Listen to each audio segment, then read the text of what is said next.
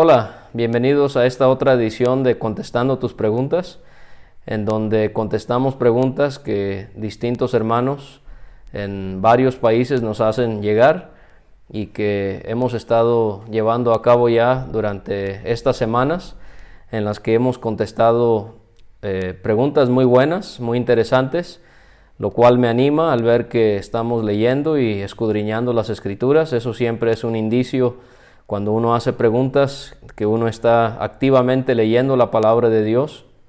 Y entonces en esta ocasión vamos a contestar otra serie de preguntas. No vamos a poder contestar todas las que hemos recibido, las tenemos en una lista y las vamos viendo en el orden en las que las preguntas entran.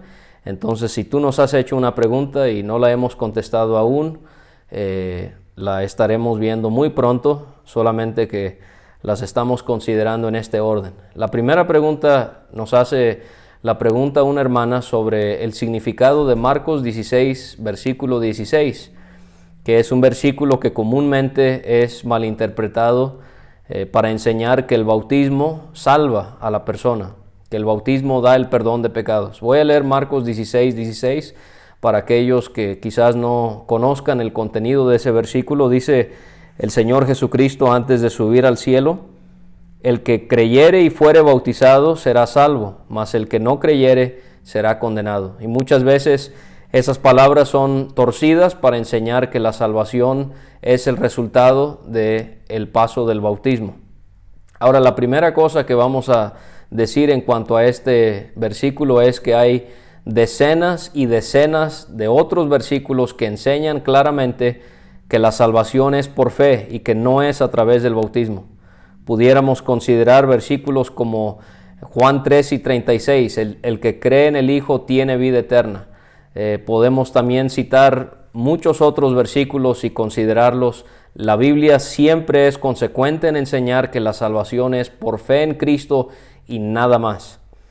Ahora, la otra cosa que debemos de considerar es que todos los ejemplos en el Nuevo Testamento de personas que fueron bautizadas, siempre encontramos que esas personas primero escucharon el Evangelio, segundo creyeron en Cristo y tercero, después de haber creído en Cristo, se bautizaron. Toma por ejemplo los Hechos de los Apóstoles. En 10 ocasiones por lo menos encontramos 10 ejemplos de 10 bautismos en los cuales las personas que fueron sumergidas en el agua ya habían tomado la decisión de aceptar a Jesucristo como su Salvador. Y te las voy a dar para que puedas repasar estas citas: Hechos 2:38, Hechos 2:41, Hechos 8:12, Hechos 8:38, capítulo 9, versículo 18, capítulo 10, versículo 47, capítulo 16, versículo 15 y también el 33, capítulo 18, versículo 8 y capítulo 19, versículo 5. 10 ejemplos donde las personas bautizadas en los tiempos de los apóstoles ya habían tomado el paso de la salvación. Ahora, notando lo que este versículo dice: el que creyere y fuere bautizado será salvo, mas el que no creyere será condenado. Quiero que notes lo que sí dice primeramente y después quiero que notes lo que no dice en segundo lugar. En primer lugar, el que creyere y fuere bautizado será salvo. No está enseñando que el bautismo salva. Lo que está enseñando es que una persona verdaderamente salva va a ser como en automático querer bautizarse. Sería muy extraño que una persona sepa que después de la salvación venga el bautismo y esa persona no quiera bautizarse. Una cosa es que no sepa y no lo haga. Otra cosa es que sí sepa, pero que en desobediencia no lo haga. La Biblia enseña que la salvación no es por la obediencia, sino es por fe, pero la salvación sí la manifiesto a través de la obediencia. Y cuando yo acepto a Cristo, cuando tú lo haces, la primera manera en la que podemos obedecer a nuestro Señor es a través del bautismo. Entonces, creo que eso es lo que enseña la primera parte: el que creyere y fuere bautizado será salvo. Una persona verdaderamente salva va a querer bautizarse. Ahora, lo que no dice el versículo, la segunda parte del versículo: mas el que no creyere será condenado. Nota que no dice: mas el que no creyere y no fuere bautizado, será condenado. No dice eso. De manera que lo que define si una persona es condenada o no, no es el bautismo, sino que es el haber creído en Cristo o no. Eso es lo que el Señor Jesucristo define muy claramente, que el que no creyere, esa persona es la que será condenada. Y entonces, este versículo no está enseñando que el bautismo salva. Creo que lo que hemos mencionado, eso es lo que la palabra de Jesucristo enseña. Ahora, si tú quieres estudiar el tema del bautismo más a fondo, en la descripción voy a poner un link de un escrito que publiqué en nuestra página de graciamasgracia.com, donde publiqué algo sobre una lista de versículos que son mal interpretados acerca del bautismo, y ahí te doy sugerencias de lo que realmente es lo que enseñan esos versículos acerca del tema del bautismo. Muy bien, pasemos a la segunda pregunta. Esta pregunta me la hizo un hermano venezolano y me preguntó los distintos tipos de uso de la palabra fe en el Nuevo Testamento. Y ese es un muy buen estudio que podemos encontrar las distintas maneras en las que se emplea la palabra fe en el Nuevo Testamento. Voy a sugerirles que hay 4, pero si tú tienes otras que quieres añadir, por favor, agrégalo, coméntalo ahí en los comentarios, y esto me será de mucha ayuda a mí y también a los que nos observan. La primera manera en la que se utiliza la palabra fe es la fe para la salvación. Efesios 2, versículo 8 dice: porque por gracia sois salvos por medio de la fe. Y esto no de vosotros, pues es don o es regalo de Dios. Entonces tenemos la fe para la salvación, el momento en el que confiamos, en el que creímos en Jesucristo. Otra manera en la que la palabra fe es utilizada tiene que ver con la fe, ya no para cuando creímos en el Señor para la salvación, sino la fe que tenemos hacia nuestro Padre en el día a día, para que Él escuche nuestras oraciones, para que Él provea nuestras necesidades y para que Él nos ayude en las pruebas y en las tentaciones. Dice en Hebreos 11:1, es pues la fe la certeza de lo que se espera, la convicción de lo que no se ve. Y si no has leído Hebreos 11, te lo recomiendo. El escritor a los Hebreos repasa en esa lista distintos ejemplos de personas en el Antiguo Testamento que mostraron una gran fe a nuestro Dios. Entonces tenemos, número 1, la fe para la salvación. Número 2, la fe diaria que tenemos a nuestro Padre Dios en todas las cuestiones de nuestra vida. Y número 3, la fe también es empleada para describir un don espiritual que fue dado a los apóstoles en sus tiempos, que ya no tenemos el día de hoy. No es el tema, pero hay dones que son permanentes y hay dones que son temporales. Y 1 Corintios 12, versículo 9, dice: a otro fe por el mismo Espíritu, y a otro dones de sanidades por el mismo Espíritu. Y ahí en 1 Corintios 12, Pablo hace una lista de dones espirituales que fueron dados y que han sido dados al cuerpo de Jesucristo. Y uno de esos dones que tienen que ver con los dones milagrosos era el don de la fe. Ahora, esto es muy diferente a la fe en la que nosotros confiamos en Dios para que Él nos ayude en nuestras luchas y en nuestras adversidades. Cuando hablamos del don de fe en 1 Corintios 12:9, Pablo no se está refiriendo a esa fe, se está refiriendo a una fe que resultaba en que los apóstoles podían realizar milagros. Creo que tiene mucho que ver con lo que Jesucristo dice en Mateo 17:20. Le dijo Cristo a sus discípulos cuando ellos le preguntaron por qué ellos no podían sacar demonios, como Cristo lo había hecho de un varón que se presentó al Señor. Y Cristo les dijo: por vuestra poca fe, porque de cierto os digo que si tuviereis fe como un grano de mostaza, diréis a este monte: pásate de aquí allá, y se pasará, y nada os será imposible. Ahora, eso aplica a nosotros en el día de hoy. Nosotros también podemos tener esta intensa, inmensa fe en nuestro Dios, pero estrictamente hablando, esa fe es un don que Dios dio a los apóstoles para que ellos pudieran realizar grandes milagros para que la gente creyera en el Evangelio. Entonces, esa es otra manera en la que la palabra fe se utiliza en la Biblia. Otra manera también, la cuarta sería, se refiere la fe a veces a la doctrina o a la enseñanza, a la palabra de Dios. Tito 1, versículo 13 dice, este testimonio es verdadero, por tanto, repréndelos duramente para que sean sanos en la fe. Esa fe ya no es la fe que nos salva, ya no es la fe que tenemos en Dios en las luchas, ya no es la fe que tenían los apóstoles para hacer esos grandes milagros. Ahora aquí la fe es la doctrina, lo que Dios nos ha dado en su palabra.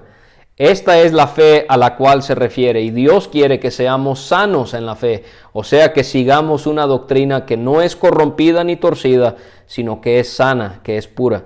Pablo dice también en 1 Timoteo 1:19, manteniendo la fe y la buena conciencia, desechando la cual naufragaron en cuanto a la fe algunos. Y Pablo dice ahí que fueron, por ejemplo, Himeneo y Alejandro. Ellos no mantuvieron la fe.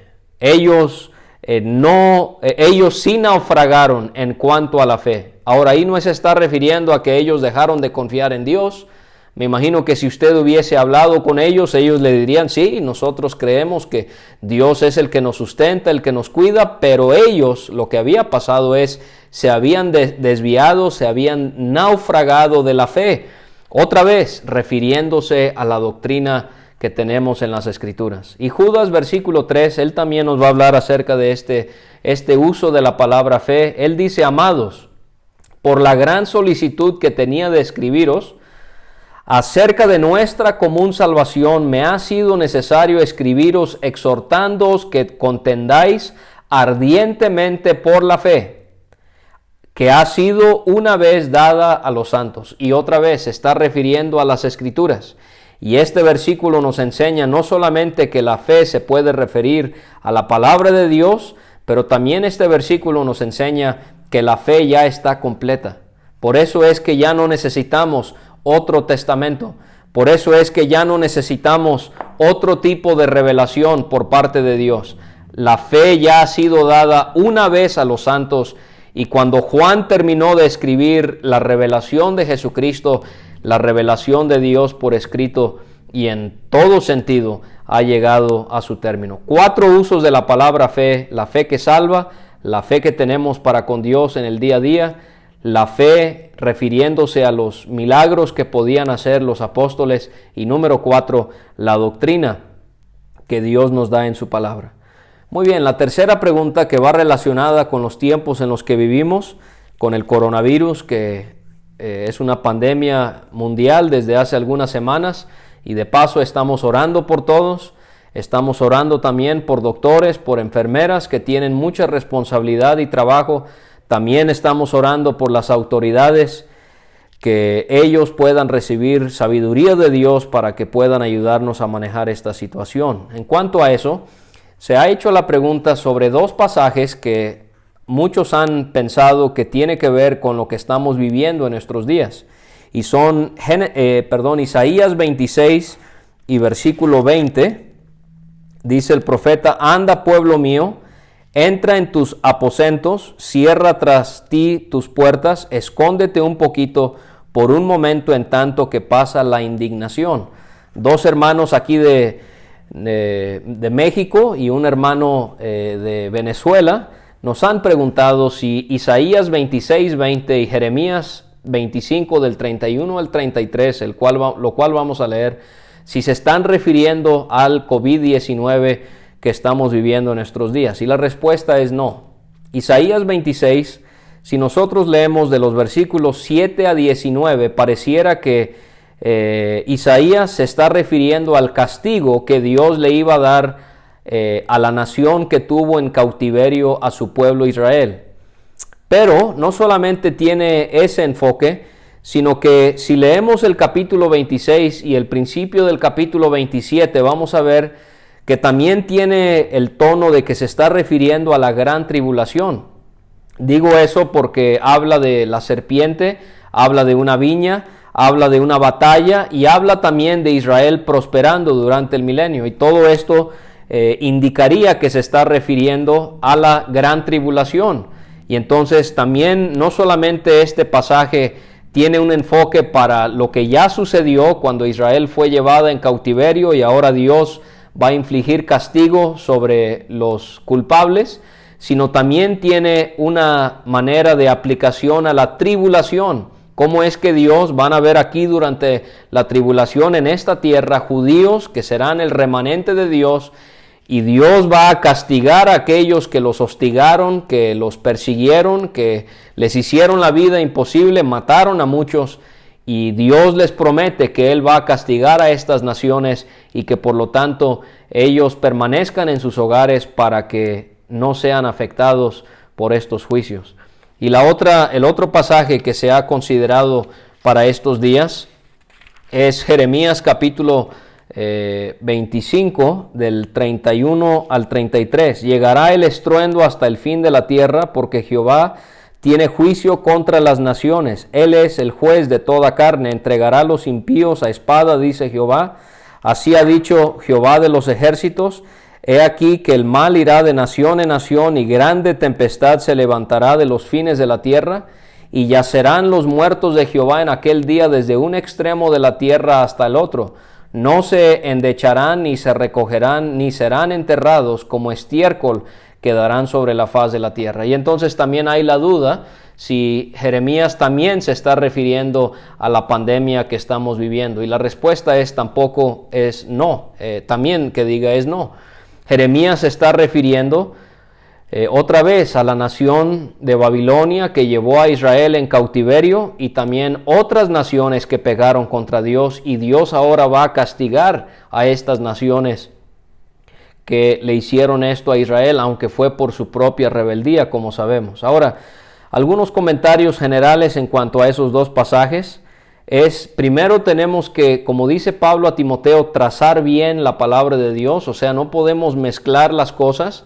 Y cuando leemos Isaías, nos damos cuenta que Isaías está hablando a Israel y también tiene una mira a la tribulación, y Jeremías está dando su mensaje al pueblo de Israel también. Y entonces tenemos que considerar eso, que estos escritores, estos profetas, o están hablando a Israel en su tiempo como nación en los días de los profetas, o refiriéndose a la tribulación. Y si se refiere a nuestros tiempos, la Escritura nos lo va a indicar. Pero la realidad es que las profecías del Antiguo Testamento o ya se cumplieron o están por cumplirse, pero no se están cumpliendo, generalmente hablando, en nuestros días. El próximo evento profético en el calendario de Dios es la venida del Señor Jesucristo, el rapto de la iglesia, y eso traerá el lugar a muchas profecías que se van a cumplir, que tienen que ver con esos días, esos años de juicio. Otra cosa que deberíamos de considerar es que aquí en Jeremías, por ejemplo, habla de una gran cantidad de muertos que van a haber, de extremo a extremo, personas van a morir sobre la tierra, pero eso no lo estamos viendo en nuestros días. A pesar de que hay muchos muertos, realmente es un porcentaje muy bajo del cual de la población mundial de los que están muriendo. Con eso no estoy diciendo que no me lo tomo en serio. Creo que es muy serio y debemos de tomar precauciones y sobre todo confiar en Dios y orar. Pero lo que estoy diciendo es que la mortandad es mínima en comparación a lo que habla aquí Jeremías. Y otra cosa que deberíamos de considerar es que esta no es la única pandemia que ha habido a lo largo de la historia. Han habido otras pandemias a lo largo de nuestra humanidad que han sido mucho más graves de lo que estamos viendo en nuestros días. Y otra cosa es que la enfermedad no siempre es algo directamente enviado por Dios. Todo es permitido por Él, pero no todo tiene que ver con sus juicios por el pecado. Si tú me preguntas por qué Dios ha permitido el COVID-19, pues yo no podría darte una respuesta certera. ¿Tendrá Dios lecciones que Él quiere que nosotros aprendamos? ¿Querrá Él que la gente considere que hay un Dios y que necesitan la salvación? Sin ninguna duda.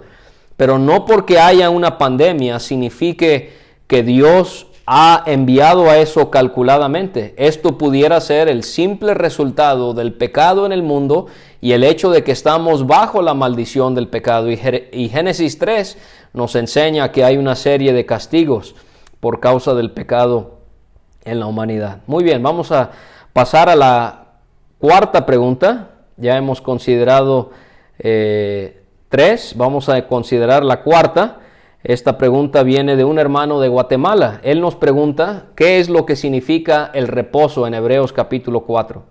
Ahora, para dar un resumen general acerca del libro de Hebreos, porque creo que es muy importante cuando lees Hebreos que tengas esto en mente, siempre tratar de ver cómo es que Hebreos presenta la superioridad de Jesucristo. O sea que Él es mayor que todas las personas y que todas las cosas. Y encontramos entonces a Cristo en Hebreos como el que es superior sobre todo. Capítulos 1 y 2, Cristo es superior a todo lo creado. Capítulo 3, Cristo es superior a la casa edificada por Moisés. Capítulo 4, Cristo es superior al reposo dado a Israel. Capítulo 5, Cristo y su sacerdocio es superior al sacerdocio de Aarón. Él es nuestro gran sumo sacerdote. Capítulo 6, Cristo y nuestra esperanza es superior a la esperanza que tenía Israel. Capítulo 7, Cristo y su eterno sacerdocio es superior al sacerdocio según el orden de Melquisedec. Capítulo 8 de Hebreos, Cristo como ministro del nuevo pacto es superior a Moisés como ministro del antiguo pacto. Capítulo 9, Cristo y su sangre derramada es superior a la sangre derramada de esos miles de sacrificios que se hicieron bajo el antiguo pacto. En el capítulo 10, Cristo y su sacrificio es superior a esos miles de sacrificios y ofrendas que se ofrendaban según la ley. Capítulos 11 y 12, Cristo lo encontramos superior como autor y consumador de la fe sobre todos los que mostraron fe durante el antiguo pacto. Y el capítulo 13 termina viendo el escritor que Cristo como el gran pastor de las ovejas es superior a los pastores que Dios pone en cada una de las iglesias. Pero, ¿qué es lo que nos enseña Hebreos 4 sobre el descanso? Bueno, el final del capítulo 3 nos enseña que el descanso, los que no entraron al reposo, al descanso, fue por causa de su incredulidad, y se está regresando a la historia del pueblo de Israel al entrar a Canaán. Dice Hebreos 3:18, y a quienes juró que no entrarían en su reposo, sino aquellos que desobedecieron, y vemos que no pudieron entrar a causa de incredulidad. Y entonces eso lo transferimos a nosotros en nuestros días, y nos damos cuenta de ese reposo que Dios nos quiere dar. Esa Canaán como si fuera que Dios quiere que gocemos. Ahora, Canaán para nosotros sí puede representar el cielo, pero también representa nuestra vida aquí sobre la tierra. Una vida victoriosa sobre el pecado y una vida en donde nos encontramos disfrutando de las bendiciones que tenemos en el Señor Jesucristo. Y cuando pensamos en este descanso, nos preguntamos ¿a qué tipo de descanso se está refiriendo? Bueno, es un reposo donde uno tiene paz con Dios. Es un reposo donde uno ya es libre de la ley y de la maldición de la ley, del rigor de la ley. También este reposo tiene que ver con esta increíble libertad que tenemos en el Espíritu Santo para servir a Dios y para adorar a Dios. Y este reposo también es la serenidad que podemos gozar cuando estamos sufriendo pruebas en nuestra vida. Ahora, en Hebreos 4, versículos 1 a 2, temamos pues no sea que permaneciendo aún la promesa de entrar en su reposo, alguno de vosotros parezca no haberlo alcanzado, porque también a nosotros se nos ha anunciado la buena nueva como a ellos, pero no les aprovechó el oír la palabra, por no ir acompañada de fe en los que la oyeron. Y aquí encontramos que se nos advierte del peligro que hay de no disfrutar de este reposo que Dios nos quiere dar. En el contexto de Hebreos son creyentes judíos y los judaizantes querían hacerlos regresar a su antigua religión de obediencia a la ley, de ritos, de religiosidad, que también ya se había corrompido todo eso en cuanto a la palabra de Dios y la ley. Y entonces habían personas que querían interrumpir que cristianos en los tiempos en los que se escribió esta carta gozaran de este reposo que Dios les quería dar.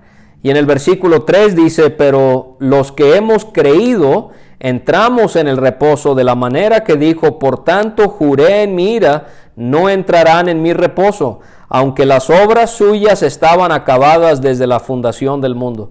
Y entonces encontramos aquí que los que ya hemos creído en Cristo, nosotros ya entramos al reposo. Sí, un día lo vamos a disfrutar eternamente, pero en el presente, por haber creído en el Señor Jesucristo, nosotros podemos disfrutar del reposo. Ahora, el día de reposo ya pasó, eso fue bajo la ley. Nuestro día de reposo son todos los días del año. Todos los días del año podemos gozar de este descanso que nos trae Jesucristo, que nunca pudo haber traído la ley de Moisés. Y ahora en el versículo 4 Dios se pone como ejemplo, porque dice, porque en cierto lugar dijo así del séptimo día, y reposó Dios de todas sus obras en el séptimo día. Y entonces Dios nos hace ver que así como Él trabajó para crear el universo, al término de ese trabajo Él descansó. Otra vez va a tratar a aquellos que no creyeron y no entraron al reposo en los días de Israel. Dice el versículo 5, y otra vez aquí, no entrarán en mi reposo. Por lo tanto, puesto que falta que algunos entren en él, y aquellos a quienes primero se les anunció la buena nueva, no entraron por causa de desobediencia. Otra vez determina un día, hoy diciendo, después de tanto tiempo, por medio de David, como se dijo, si oyereis hoy su voz, no endurezcáis vuestros corazones. Y entonces vemos que otra vez estas personas no entraron en su reposo por incredulidad. No está enseñando que perdieron la salvación en los días de que se escribió Hebreos. Aquellos que no entraron en el verdadero reposo en Cristo, no es porque lo perdieron, es porque nunca lo tuvieron. Aparentaban ser cristianos, pero se regresaron al judaísmo. No es que perdieron la salvación, es que realmente nunca la tuvieron. Y eso lo tienes que tomar en cuenta siempre que estás leyendo Hebreos, porque hay muchos versículos en Hebreos que son torcidos, así como el que veíamos en Marcos 16:16, en cuanto al bautismo, pero aquí en Hebreos para tratar de enseñar que la salvación se pierde. Eso es blasfemia. Eso es falsa doctrina. La salvación no se puede perder. Si una persona por su vida muestra que no es salva, no es que perdió la salvación, es que nunca la tuvo. Y versículos 8 a 11 dice, porque si Josué les hubiera dado el reposo, no hablaría después de otro día. Por tanto, queda un reposo para el pueblo de Dios, porque el que ha entrado en su reposo también ha reposado de sus obras, como Dios de las suyas. Procuremos, pues, entrar en aquel reposo para que ninguno caiga en semejante ejemplo de desobediencia. Y entonces otra vez podemos encontrar aquí, Dios quiere que disfrutemos de ese descanso que podemos tener a través de su Hijo, el descanso en el presente y también el descanso eterno cuando lleguemos a su presencia. Y cuando otra vez dice ahí en el versículo 11, habla del esfuerzo por entrar y de disfrutar este reposo, no enseña que la salvación se puede perder. Esto indica que hay algunos que no la gozan, como ya hemos dicho, porque realmente nunca fueron creyentes. Muy bien, la última pregunta para terminar es, un hermano de Estados Unidos hizo la pregunta, si es correcto cuando escuchamos de hermanos decir que en unas reuniones especiales o en una conferencia hubieron tal número de reconciliados. Y la pregunta es si no es más bien bíblico hablar de que estas personas fueron restauradas. Esta es una pregunta muy interesante. Y lo que la Biblia nos enseña es que el creyente no debe de pecar, pero si peca, necesita poder hacer todo lo que pueda con la ayuda de Dios para regresar al punto en su vida cuando caminaba en obediencia y en rectitud delante de Dios. Y la pregunta es, ¿cómo se llama ese paso de regresar a lo que un día uno fue antes de haber cometido pecado? La respuesta creo que más bíblicamente es, deberíamos de llamar eso no reconciliación, sino restauración. Cuando nosotros leemos de la reconciliación en la Biblia, mayormente se está refiriendo a la reconciliación que Dios quiere hacer con nosotros, los pecadores, enemistados, distanciados, peleados con Él por causa de nuestro pecado. 2 Corintios 5, 18 a 20, Pablo habla del ministerio de la reconciliación y cómo ese es un punto muy importante en la predicación del Evangelio. En Efesios 2, 16 y en Colosenses 1, 20 y 21, vemos que la reconciliación del hombre y de la mujer con Dios es a través del Señor Jesucristo. Él murió para que pueda haber paz entre nosotros y Dios. Y ese es el mayor énfasis que se le da al término reconciliación en las Escrituras. La reconciliación entre el pecador y Dios. Y si estamos hablando de una persona que ya es salva, ya es creyente en Cristo, pero ha caído en pecado y quiere retomar su vida para Dios, eso no es reconciliación porque ya era creyente. No es que perdió su salvación y ahora se tiene que volver a reconciliar con Dios para obtener su salvación, no, porque ya la tiene. Más bien, vamos a ver que el término bíblico es la restauración.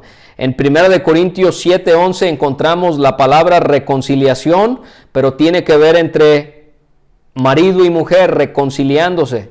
En Mateo 5:24 encontramos que la palabra reconciliación es empleada para hablar acerca de hermanos que tienen una disputa y que necesitan resolver, tienen que reconciliarse. Pero nunca en el Nuevo Testamento leo de que cuando un hermano o una hermana cometen pecado, necesiten reconciliarse con Dios para poder otra vez caminar con el Señor. Más bien, como ya he enfatizado, el término es restauración. Y la base bíblica, Salmo 51:12, David dice después de haber cometido adulterio, vuélveme, esa palabra en hebreo es restáurame el gozo de tu salvación. Gálatas 6, versículo 1, enseña también esto claramente. Pablo dice, hermanos, si alguno fuere sorprendido en alguna falta, vosotros que sois espirituales, restauradle con espíritu de mansedumbre, considerándote a ti mismo, no sea que tú también seas tentado. Ahora esa palabra restauradle es muy tierna. Y esto es algo, hermanos, en lo que tenemos que trabajar mucho. En vez de pisotear, en vez de correr a hermanos que caen en pecado, necesitamos, dice Pablo, restaurarlos.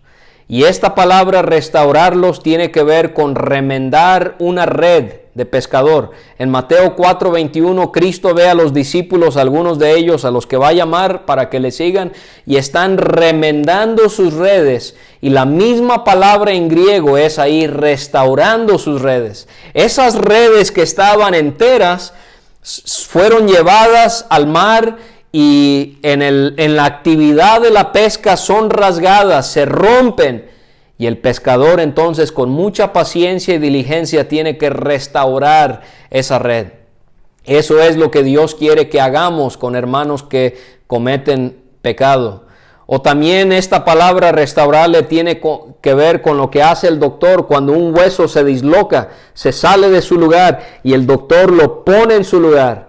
Eso también es lo que hay detrás de la palabra restauración. Entonces, cuando un hermano comete pecado y se ha alejado del Señor y regresa al camino del Señor, creo que bíblicamente no es correcto hablar de una reconciliación, sino que deberíamos, mejor dicho, llamarla es una restauración. Esas son las preguntas que vamos a considerar el día de hoy. Espero que sean de mucha ayuda. Y si tú tienes preguntas, envíamelas por WhatsApp o aquí en los comentarios las puedes dejar y las contestaré con mucho gusto con la ayuda de Dios. Gracias por acompañarme en esta edición de Contestando tus Preguntas. Nos vemos hasta la próxima, deseando seguir pudiendo estudiar la palabra de Dios con ustedes, con la ayuda del Señor. Si tú quieres recibir notificaciones del material que subimos, suscríbete a nuestro canal dándole clic ahí al botón rojo de suscríbete Y también si quieres leer escritos de enseñanza sobre la palabra, acompáñanos, visítanos en graciamasgracia.com. Si tú quieres recibir mensajes de audio, de predicaciones, de enseñanza por WhatsApp, envíame un mensaje y yo te agrego para que recibas este material. Bendiciones, el Señor bendiga a cada uno y nos vemos muy pronto.